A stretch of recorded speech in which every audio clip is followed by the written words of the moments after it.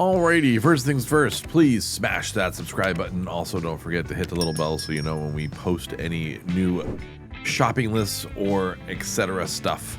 But today we're making a French dip sandwich, which is one of my favorite sandwiches. We're going to start off with one packet of au jus and 3 cups of water. And I get to use my little magical whisk here, which I got for Christmas from Jenny. And just whisk this up so you have no clumps of the au jus packet left. You're just going to kind of give it a good little go. That's why I like using this one instead of an actual manual. This is tons of fun also. Whisk that away. And then what you're going to do is you're going to let it sit for just a minute without the lid on. And then you're going to, once you start to see it bubble, add your lid. And it should look like that. There you go. You want to stir every so often. We don't want to reduce this down. We just want to let it kind of fester is what I like to use the term for. Give it a little stir. And then we're going to cover it up again. And in the meantime, we're going to go and cut one onion. One onion, we're just going to cut the heel off and the top because we don't need it.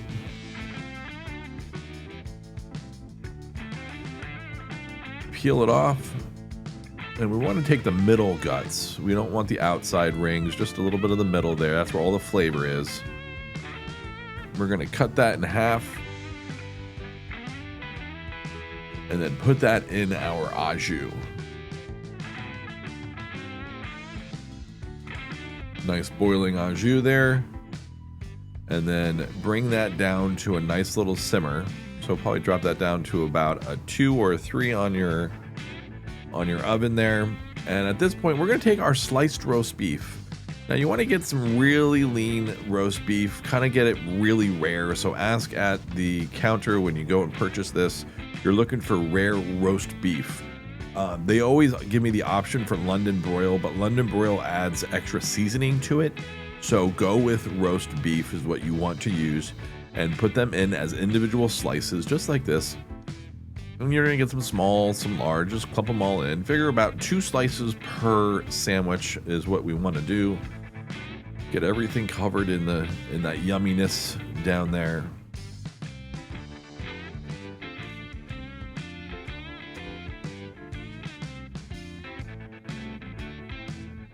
There we go. And we're gonna put the lid right back on. Let that kind of fester up some more.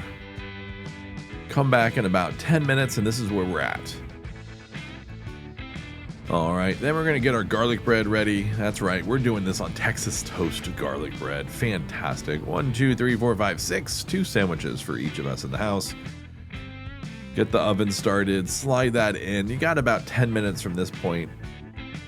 So to give you an idea, that's how long we're gonna be cooking the roast beef. Once the roast beef gets down to a low simmer, just like we're looking at here, which is kind of hard to see through that steam, we're going to go ahead and pull that out. At about a minute left on the bread, just to give you an idea. Now you can also pull the onions out. I like to eat mine with the onions. Some people don't. Totally up to you. I think the onions add a little more crunch to it and a little flavor. Basically right there you have French onion soup. And with a little meat, pretty yummy. We're gonna grab a ladle and ladle some of that au jus so we can dunk our sandwich in that lovely broth. And you see I say on there, save the onions because they need to be eaten too. Now you're gonna make a little boat, use a spoon and just press down into this garlic bread. Make a little canal for everything to sit, and then we're gonna grab some sliced, that's right, fresh sliced provolone cheese. This is all courtesy of Publix. Thank you to Publix. Now you can cut these in half. I just like slicing, it's quicker, I don't care. I'm not trying to do anything fancy here, and just put them down in those little gaps in that little crevice there. Press them down a little bit. So they kind of cater to that concave of the bread. The reason why we're putting the cheese on before the meat, everyone asked me this, I've done this before, and that's because we want to keep our bread from getting too moist. It's okay when you dunk it, but you just don't want it to get soggy, and it'll get soggy here. And then, of course, I'm going to take a little sample for myself right there. Yum, love provolone cheese. Grab your roast beef. A little extra sample there, actually. That was 2 samples. Grab some of that roast beef and plop it right on top.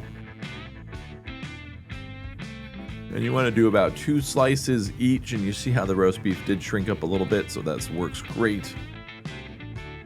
And this tastes so good. By the way, a good side for this would be onion rings, if you want to make homemade onion rings, which we'll get to those later on down the road. But yeah. Slap them suckers on. They look so good in the video.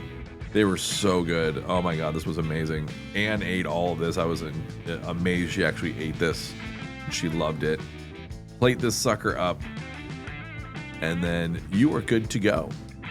That's it. I mean, this was so good. I can't say it enough how easy this was to make. Remember, if there's anything you want me to make, leave me in the comments. Let me know. And don't forget to, do that whole subscribe and smash and blah, blah, blah. And follow me on all the hooplas.